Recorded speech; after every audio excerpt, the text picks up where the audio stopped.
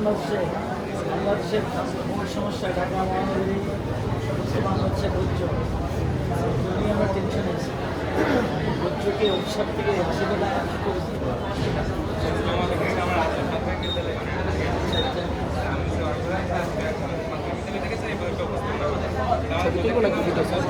ছবি ভিডিও তুলতে এটা থেকে মূলত আমরা আমাদের প্রজেক্টের কিছু লক্ষ্য আছে পরিবেশ দূষণ আমরা কমাবো বিকল্প একটি শক্তি উৎস মানে নর্মালি তো বাংলাদেশের কয়লা থেকে বিদ্যুৎ উৎপন্ন করা হয় কিন্তু আমরা সেই বিকল্প একটি শক্তি উৎস তৈরি করবো আর স্মার্ট এবং টেকসই একটি সমাজ ব্যবস্থা তৈরি করবো সেই স্মার্ট একটি সমাজ ব্যবস্থা তৈরি করার জন্য প্রথমেই যে দরকার সচেতন নাগরিক সচেতন নাগরিকের জন্য স্মার্ট আসবে সেই যখন আমরা ছাত্রের সুন্দর হতে পারতাম অটোমেটিক ছুটে যাবে এবং আমরা ময়লা ফেলা করবে কারণ এই কথা রাখতে পারে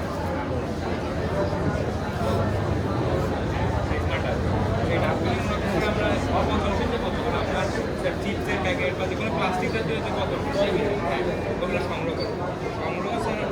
করার পরে স্যার আমাদের যে ইন্ডাস্ট্রিয়াল ট্রাক আছে এই ট্রাকে স্যার আমরা এই বস্তুগুলো সংগ্রহ করবো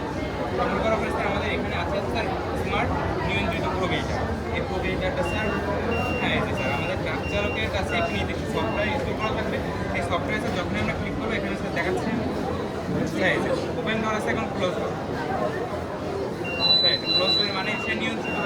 মানে সফটওয়্যার থেকে স্যার নিয়ন্ত্রণ করবে যখন এটা মানে এখানে স্যার একটা দারুণ ব্যবস্থা রাখা হয় সেটার জন্য একটা নির্দিষ্ট বেতন দেবে কিন্তু এখানে কিছুই লাগবে না স্যার মানে অটোমেটিক্যালি আমাদের ওপেন করার মাধ্যমে যখন এটা আমরা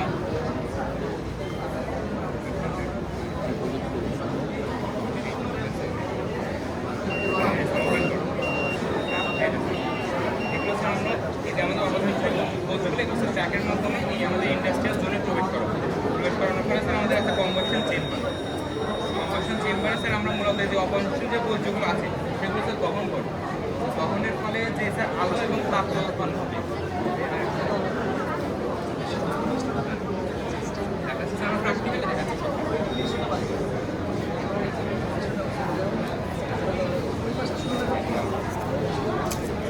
সেই যে আগুন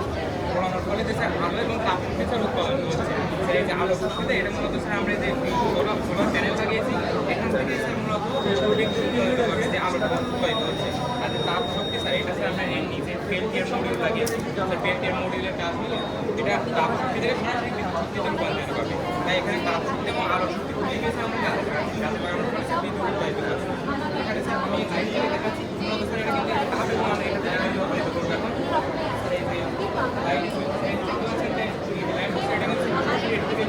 এখন সাথে কোনো ব্যাটারি কানেকশন করা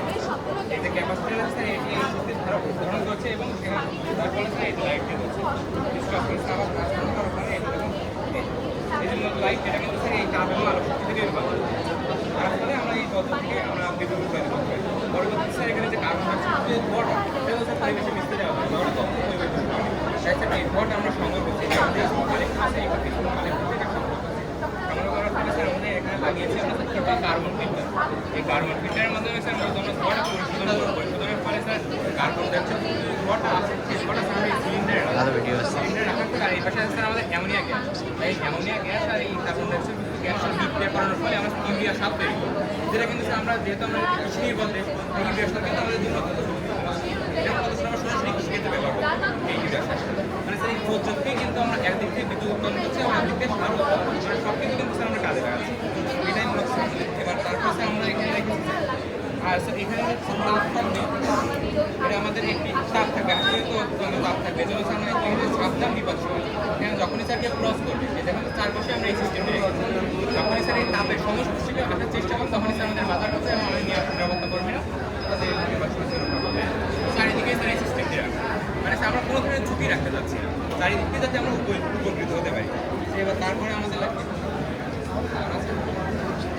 আমরা এটা স্মার্ট ডিসিসিটি সোলার প্যানেল আমাদের সূর্য নর্মালি স্যার পূর্ব থেকে কিন্তু পশ্চিমে যায় সেহেতু স্যার আমাদের সূর্য যে সূর্য প্যানেল নর্মালি আমরা পাশাপাশি ব্যবহার করি এটা কিন্তু স্যার সবসময় আমরা কাজে লাগাতে পারি কিন্তু আমাদের এই যে সোলার সিস্টেমের ব্যবস্থাটা এটা স্যার সূর্য যখন পূর্ব থেকে পশ্চিমে যাবে এটাও তোমার স্যার অটোমেটিক্যালি পূর্ব থেকে পশ্চিমে টার্ন হয়ে যাবে অর্থাৎ যে সূর্য সৌরশক্তির যে ব্যাপার যে কোনো ব্যাটারি যাবে ফুল 360 এটা স্যার আমরা 100% ব্যবহার করতে ব্যস্ত এটা স্যার খরচ কিন্তু বেশি হবে না। এটা আমরা 500 দিনের বেশি অত্যন্ত কম খরচে আমরা এই সিস্টেমটা ব্যবস্থা করতে পারি। আমরা চাইছি এটা অবশ্যই বাংলাদেশে বাস্তবায়ন। আর তারপরে আরও একটি যে আমরা বিদ্যুৎ যেটা উৎপাদন হচ্ছে এই বিদ্যুৎটা কিন্তু স্যার অপচয় রোধ করতে হবে। যদি আমরা অপচয় রোধ না করি তাহলে কিন্তু স্যার আমাদের হবে না। যদি আমরা বিদ্যুৎ উৎপাদন করি কিন্তু অপচয় রোধ না করি তাহলে হবে না। সেজন্য স্যার আমরা এখানে আমার বর্তমানে যে ভালো করবে তখন দেখেন অটোমেটিক্যালি লাইটটা অফ হয়ে যাবে। লাইটিং হচ্ছে অটোমেটিক্যালি অফ হয়ে যাবে। মানে যখন দিনের আলো যখন আমরা নর্মালি স্যার বাংলাদেশের ক্যাম্পাসগুলোতে স্যার কিন্তু এই সিস্টেমটা ব্যবহার করে। কিন্তু স্যার আমরা চাই যে বাংলাদেশের মসজিদ মাদ্রাসা অথবা স্কুল কলেজে এটা ব্যবহার করা হয়। যেমন স্যার আমরা বৃহস্পতিবারে যখন স্যার স্কুল লাইটগুলো জ্বালিয়ে শুক্রবারে কিন্তু স্যার সেগুলো রফ করা হয় না। তো অত্যন্ত স্যার বিদ্যুৎ অপচয় হয়। আমাদের স্যার বিদ্যুৎ উৎপাদন করি কিন্তু অপচয়ই রোধ না করতে হয় তাহলে কিন্তু স্যার এটা আমাদের কোনো কাজ হয়। তাই সেই অপচয়টা রোধ করার জন্য স্যার আমরা এই সিস্টেমটা বাংলাদেশে কার্যকর করবো। স্যার এটাই মূলত স্যার আমাদের প্রজেক্ট। এই প্রজেক্টের মাধ্যমে স্যার বাংলাদেশে কিন্তু এখন জ্বালানি অত্যন্ত একটা সমস্যা, একটি বড় সমস্যা। এই সমস্যাটা মোকাবিলা করার জন্যই স্যার আমরা মূলত এই প্রজেক্টটা তৈরি করেছি। আমরা এই প্রজেক্টের মাধ্যমে স্যার যদি বাস্তবায়ন করতে পারি তাহলে স্যার আমরা মনে করি যে জ্বালানি সংকট যেমন দূর করা সম্ভব তেমনি একটি পরিবেশ বান্ধব উপায়ে স্যার আমরা ইউরিয়া সার তৈরি করতে পারি যেটা আমরা কৃষিক্ষেত্রে ব্যবহার করবো। তাই স্যার আমরা চাই যে এই প্রজেক্টে বাস্তবায়ন করবো। এটাই আমাদের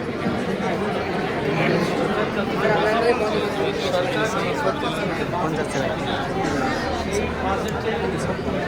শিওর টাকা দখল করে আছে ইলেকট্রিক গাড়ি, তারপরে এই জ্বালানি সাশ্রয় করার জন্য এই ব্যবস্থা ভালো আইডিয়া, ভালো আইডিয়া। যাতে আরও সুন্দর করুন, যাতে এটা জ্বালানি দেখাতে পারে। স্যার আপনি আপনার মতামত লিখতে পারেন স্যার। খুবই সুন্দর লিখে দিবে। চেরি তুলতে